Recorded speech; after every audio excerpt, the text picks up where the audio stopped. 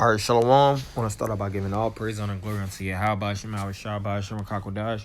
Double honor to the apostle, others, great millstone, Shalom to the Akim, oppression, word of sincerity and in truth. Yeah, I want to do this lesson on America being controlled by these corporations. So, just watch this video, some of it, of this RT, America controlled by corporations, and that's the truth. You know, this place is a conglomerate. When you look up that term conglomerate, it means multiple corporations interwoven to basically synchronize and make it a big, giant corporation. You know, everything in America, for the most part, is bought and paid for. You know, the only thing that you can't buy is the truth, is as it is written. Sell the truth. Excuse me. Buy the truth and sell it not, because we buy the truth by paying attention. You know, truth you can't put a price on truth. You know, certain individuals take elements of the truth and they market it, but you know, they don't fully control the truth. That's why the scriptures speak about knowing the truth, and the truth shall set you free. Esau can't buy out the truth. You know, but outside of that, when you look at religion, you look at the science market, you look at you know, the economics, you know, political, all these different branches, military, you know, all the government controls, you know, it's all bought and paid for, you know, through the federal government. You know, everybody pays taxes, which puts us in subjection unto this kingdom. You know, in America, you know, a lot of people believe this is just like democracy. You know, this is the freedom of the people, you know, freedom of to vote for whoever. Your vote matters. That's the illusion of choice. They did the same thing in ancient Rome. You know, they would excite the minds of the people to believe that they actually had some form of you know, freedom, when truly they were in you know, big boy slavery. So, you know, it's like I said, it's 24 minutes. It's a good watch. You know, these Russians are really you know, waking up to the bullshit of, you know, basically Esau here in America. You know, how they control the narrative. And I actually had this one article, which Esau is all about controlling the narrative. He's about, you know, that's why they control the press. All right. The press has a strong, you know, they have a strong presence in the media field. You know, in all media, you know, in most cases, well, really in all cases, when you're dealing with CNN, you're dealing with NBC, you know, you're dealing with Fox, you're dealing with all these different news broadcasting sites. You know, a lot of it has elements of truth, but for the most part, a lot of the narrative is being controlled by the devil. You know, that's why they won't give you the ugly of things. But this is Operation Mockingbird, which was a CIA conducted manipulative tactic to manipulate news media and propaganda. You know, you could actually even go into the background of it, and they have YouTube videos on how they started to, you know, push their spirit, you know, throughout what is it, like LA Times and, you know, New York Times, if I'm not mistaken. Those are the you know, New York, the New York newspaper. Yep, New York Times. It says it right here. So New York Times was being controlled, and the different newspapers, you know, that was distributing information was putting out false propaganda to control the minds of the people, because the people only could receive the information from the inside, you know. And this speaks in this one part. I'm gonna read it. In the early years of the Cold War, efforts were made by the United States government to use mass media to influence public opinion internationally.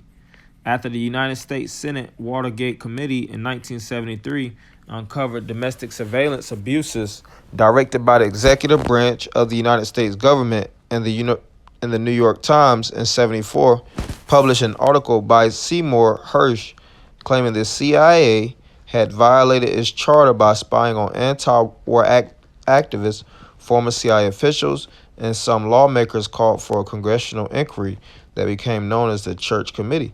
Yeah, so this devil, he has a long track record of just doing wickedness. The scriptures speak about how his tongue goes forth through the face of the earth. And the tongue represents what? Influence.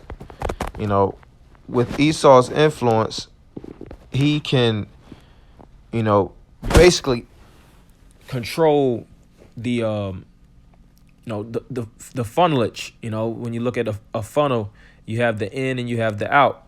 See, Esau, he deals with the media and he controls both sides to the point where when you already get the information, a lot of it's watered down. The information they'll try to make it seem like it's not that harsh, when really all hell is breaking loose. This is Psalm 73.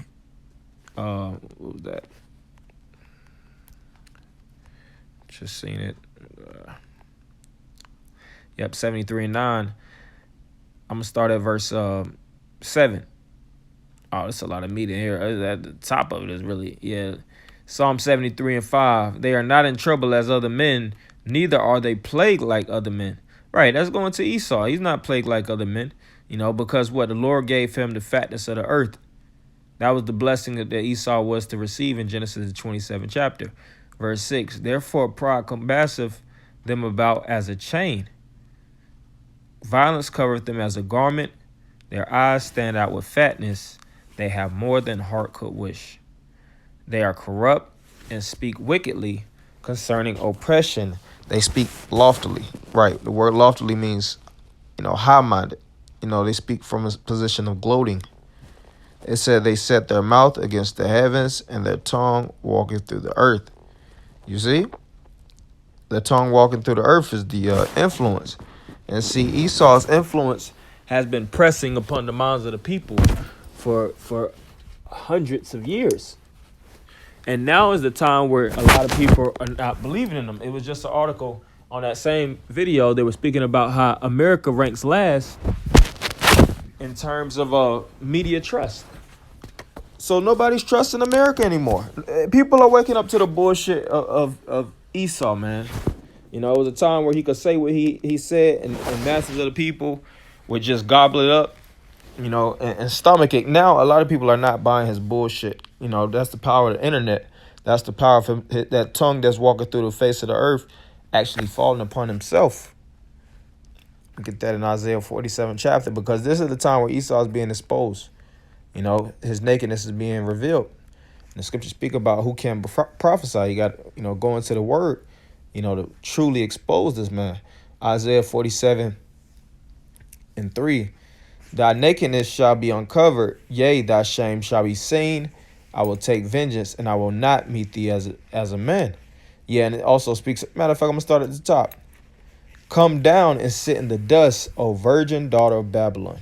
Sit on the ground, there is no throne, O daughter of the Chaldeans. For thou shalt no more be called tender and delicate. Right, so Esau in his elevated position, he's losing his grandeur. And what he has a God complex. He has a delusion of grandeur, like a Napoleon complex. See, he doesn't understand that he's just but man. He thinks himself to be a God and thinks that he can control everything that the Most High actually has his, spirit in. And he's seeing how much he's incapable of accomplishing such a feat. And it's bothersome to him. It's irksome to him. That's why he's going to try to get this NW off the ground extremely quick. Verse 2, take the millstone and grind meal. Uncover thy lock. Make bare the leg. Uncover the thigh. Pass over the rivers. Right. So this is the time where, what does this speak about? Making bare the leg. That's the exposing, and we have, the platforms to truly expose this man through the via the internet, via these, whether it's your Androids, your smartphones, your iPhones, that's the power of multiple people pushing against the beast, and Esau fears that, him being exposed like the wicked witch of the west. But that's why we got to keep exposing them, through the spirit. I didn't want to make this too long. Just wanted to speak a few words on that. Hopefully brothers was edified. I'm going to end by giving all praise, honor, and glory unto you. How about Shema, Shabbat, Shema, Dash. Double honors to the apostles and elders of the great millstone. Shalom, Akim.